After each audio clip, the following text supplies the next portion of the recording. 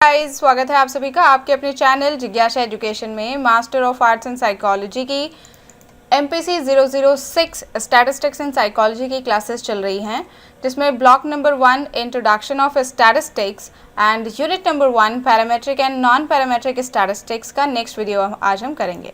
इससे पहले कि हम वीडियो को आगे बढ़ाएं, अगर आप हमारे चैनल पर पहली बार विजिट कर रहे हैं तो चैनल को सब्सक्राइब कर लीजिए, बेल आइकन को प्रेस कर दीजिए और वीडियो को पूरा देखिए ताकि आपको कॉन्सेप्ट समझ में आए।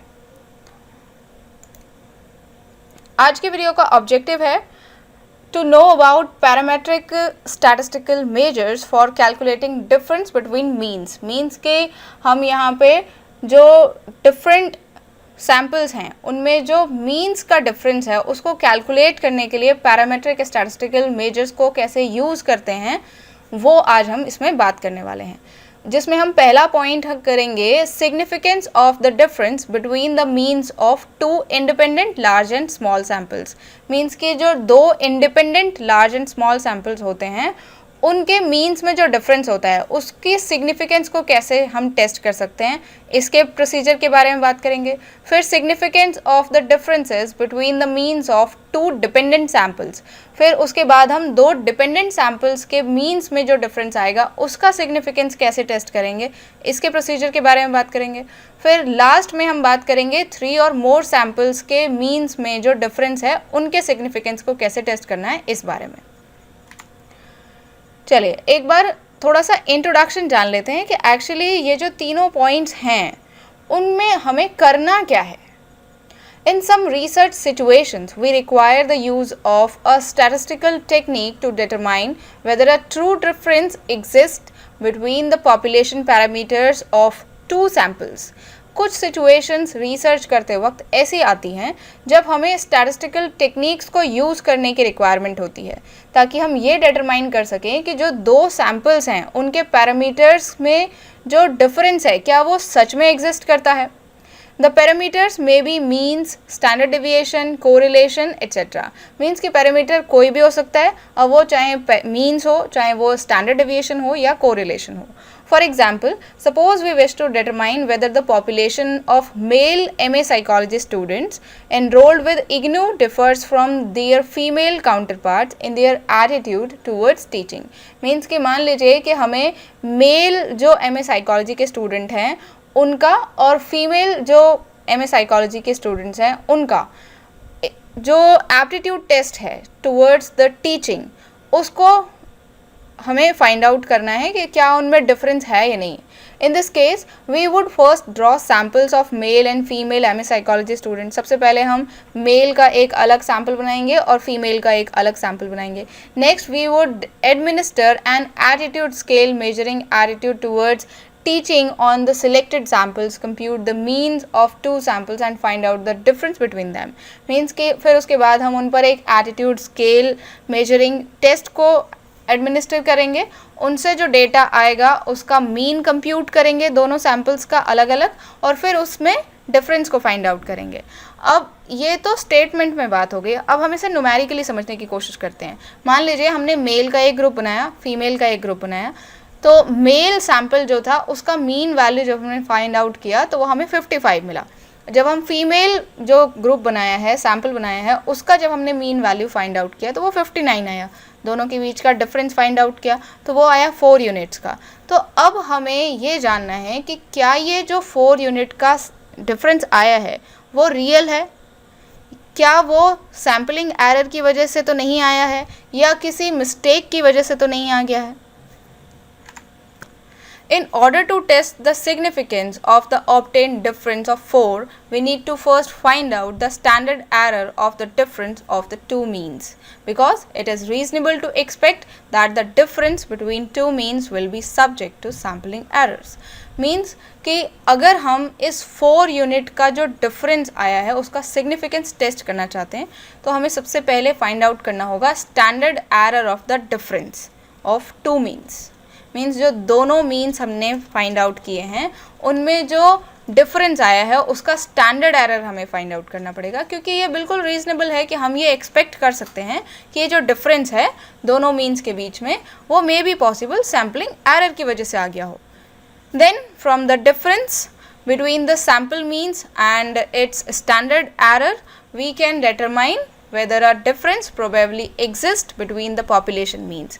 Means के इस difference की help से sample means and standard error में हम ये determine कर पाएंगे कि सच में population means में जो difference है वो वाकई ही exist करता है. In the following section, we will discuss the procedure of testing the significance of the difference between the means and correlations of the samples. आज के इस वीडियो में हम यही जानेंगे कि जो डिफरेंट सैम्पल्स हैं उनके मीन्स में जो डिफरेंस आ रहे हैं उनके सिग्निफिकेंस को कैसे टेस्ट करें. तो ये पॉइंट स्टैटिस्टिक्स के इस चैप्टर में बहुत ही कंफ्यूजिंग था, तो इसको मैंने बहुत ईजी बनाने की कोशिश की है. तो आप पूरा वीडियो देखेंगे तो आपको बहुत अच्छे से समझ आएगा. चलिए पहला पॉइंट हम लेते हैं, significance of the difference between the means of two independent large samples. Means कि हम यहाँ पे दो इंडिपेंडेंट लार्ज सैम्पल्स के मीन्स में जो डिफरेंस आता है उसका सिग्निफिकेंस टेस्ट करने की कोशिश करते हैं. अब हम सबसे पहले ये जान लेते हैं कि टू इंडिपेंडेंट लार्ज सैम्पल्स की बात हो रही है. इसका मतलब ये ऐसे सैम्पल्स हैं जो बिल्कुल अनरिलेटेड ग्रुप से ड्रॉ आउट किए गए होंगे, एक दूसरे को बिल्कुल भी अफेक्ट नहीं करेंगे किसी भी तरीके से. ठीक है, इस बात को ध्यान में रखते हुए हम सारा प्रोसीजर फॉलो करेंगे. Means are said to be independent और uncorrelated when computed from samples drawn at random from totally different and unrelated groups. Means जो हैं वो तभी इंडिपेंडेंट और अनकोरिलेटेड होंगे जब उनको ऐसे सैम्पल्स से कंप्यूट किया जाएगा जिन्हें रैंडमली सेलेक्ट किया गया है और ऐसी पॉपुलेशन से सेलेक्ट किया गया है जो एक दूसरे से बिल्कुल डिफरेंट है, अनरिलेटेड है. The frequency distribution of large sample means drawn from the same population fall into a normal distribution around the population mean as their measures of central tendency. जब हम large sample means जो find out करते हैं उनका frequency distribution निकालते हैं, तब हम देखते हैं कि जो सेम पॉपुलेशन के सैम्पल्स थे उनका जो डिस्ट्रीब्यूशन है वो नॉर्मली डिस्ट्रीब्यूशन होता है और वो पॉपुलेशन मीन्स के आसपास उनकी सेंट्रल टेंडेंसी की वैल्यू हमें देखने को मिलती है. It is reasonable to expect that the frequency distribution of the difference between the means computed from the samples drawn from two different populations will also tend to be normal with a mean of 0 and standard deviation, which is called the standard error of the difference of means. ये बिल्कुल reasonable है कि जब कभी भी हम large samples का frequency distribution करते हैं तो वो normally distribution होता है. अब हमने दो सैम्पल्स को लिया है, उनके मीन्स को हमने फाइंड आउट किया है, तो उनके बीच में जो डिफरेंस हमारे पास आ रहा है उसका अगर हम जो डिस्ट्रीब्यूशन करेंगे तो मे बी पॉसिबल कि वो भी नॉर्मल होगा और जिसमें मीन जो है और स्टैंडर्ड डेविएशन वो 0 आएगा और इसे हम standard error of difference means कहते हैं. Standard error is denoted by sigma DM which is estimated from the standard error of two sample means. Standard error of first sample and standard error of second sample. Means कि standard error को DM से denote कर रहे हैं, sigma DM से, जिसको estimate करने के लिए हमें दोनों samples के means का standard error की ज़रूरत पड़ती है. फॉर्मूला आप देख सकते हैं कि sigma DM is equals to होता है होल अंडर रूट और उसके अंदर सभी डिजिट्स लिखनी है. Sigma M1 square divided by N1 plus sigma M2 square divided by N2. अब यहाँ पर सिग्मा M1 है हमारा standard error of mean of first sample और सिग्मा M2 है standard error of mean of second sample. N1 है number of cases in first sample and N2 है number of cases in second sample. उम्मीद है कि आपको to independent large samples में means में जो डिफरेंस आता है उसका सिग्निफिकेंस टेस्ट करना आ गया होगा. अब बात करते हैं significance of the differences between the means of two dependent samples. Two dependent samples का मतलब है ऐसे सैम्पल्स जो एक दूसरे को अफेक्ट करेंगे. Means are said to be dependent or correlated when obtained from the scores of same test administered to the same samples upon two occasions. Mean जो है वो डिपेंडेंट तब होगा, कोरिलेटेड तब होगा जब ऑब्टेन किया जाएगा from the same test administered. Means जो सेम टेस्ट को एडमिनिस्टर करके सेम सैम्पल में दो डिफरेंट ओकेजन्स में जो स्कोर्स आएंगे उससे फाइंड आउट किया गया हो। और when the same test is administered to equivalent samples in which the members of the group have been matched person for person by one or more attributes। Means कि जब हम same test को administer करते हैं same samples में जो कि जिसमें कि मेंबर ऑफ ग्रुप जो हैं वो पर्सन फॉर पर्सन मैच कर रहे हैं वन एट्रीब्यूट्स और दो एट्रीब्यूट्स में, तब हमें टी वैल्यू फाइंड आउट करना पड़ता है। तो टी वैल्यू को फाइंड आउट करने के लिए हमें फॉर्मूला है कि t is equals to m1 plus m2 divide by sigma m square 1 plus minus करेंगे 2r12 and multiplied by sigma m1 multiplied by sigma m2। अब यहाँ देखिए m1 एंड m2 क्या है, ये है means of the scores of initial and final testing, क्योंकि हम सेम सैम्पल पर दो बार टेस्ट कर रहे हैं तो डिपेंडेंट सैम्पल है, एक को कहेंगे इनिशियल टेस्ट, दूसरे को कहेंगे फाइनल टेस्ट।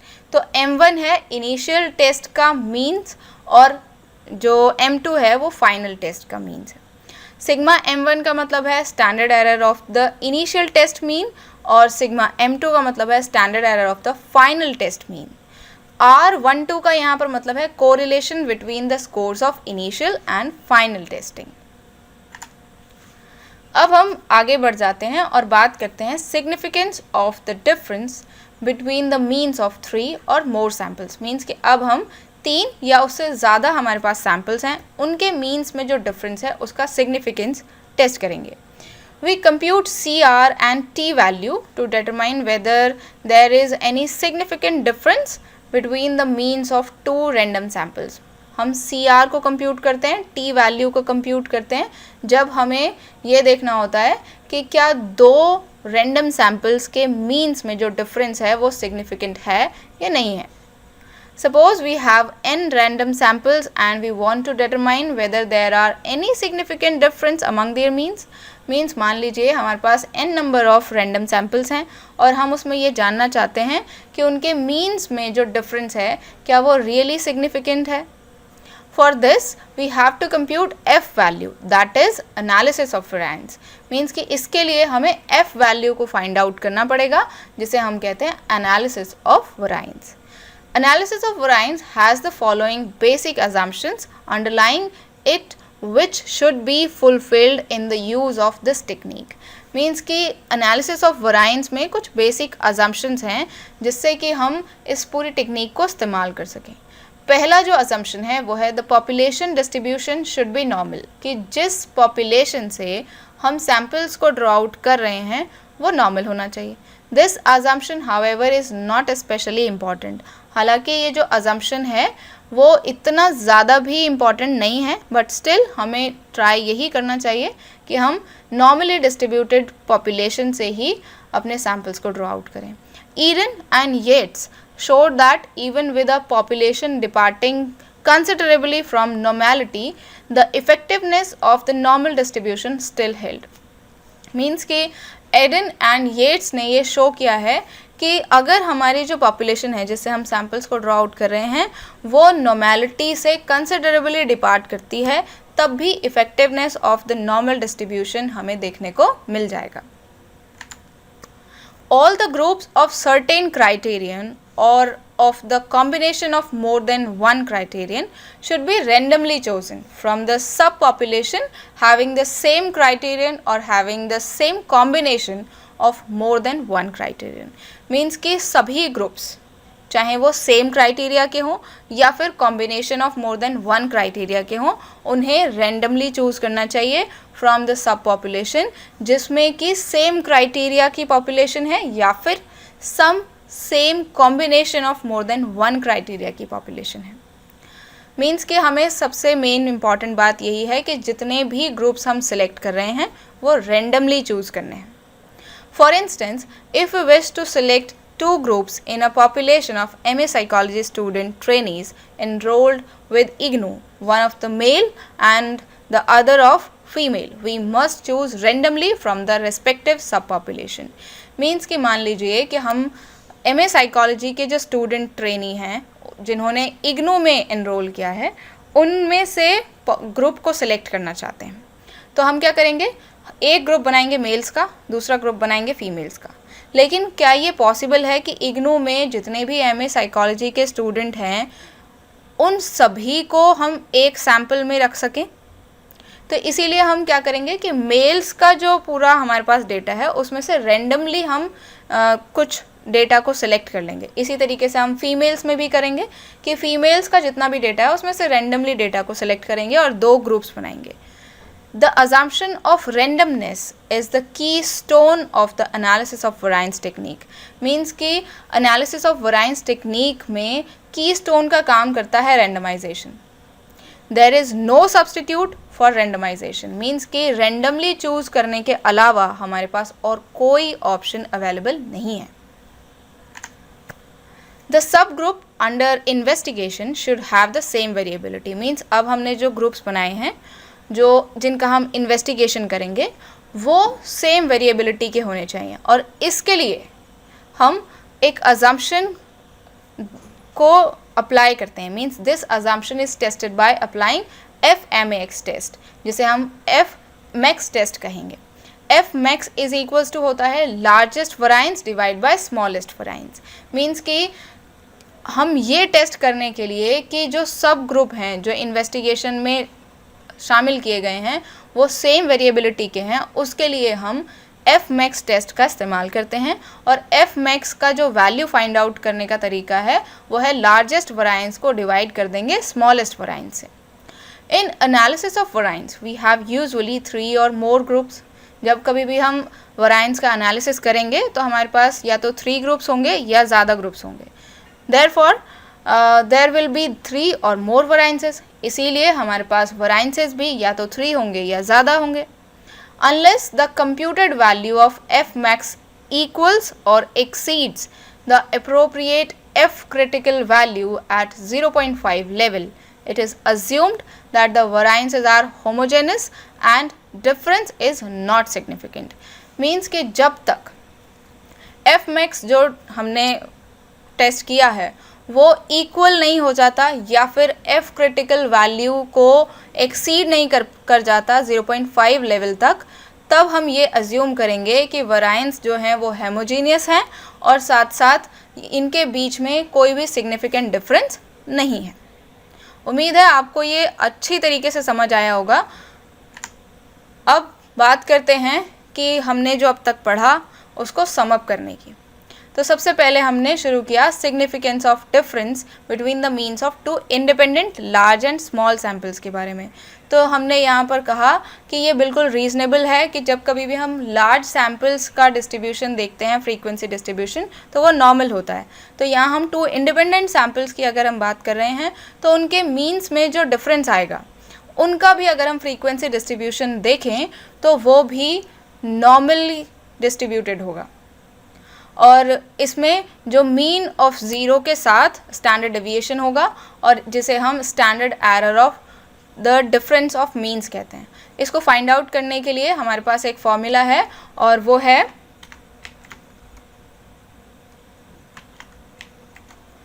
ये,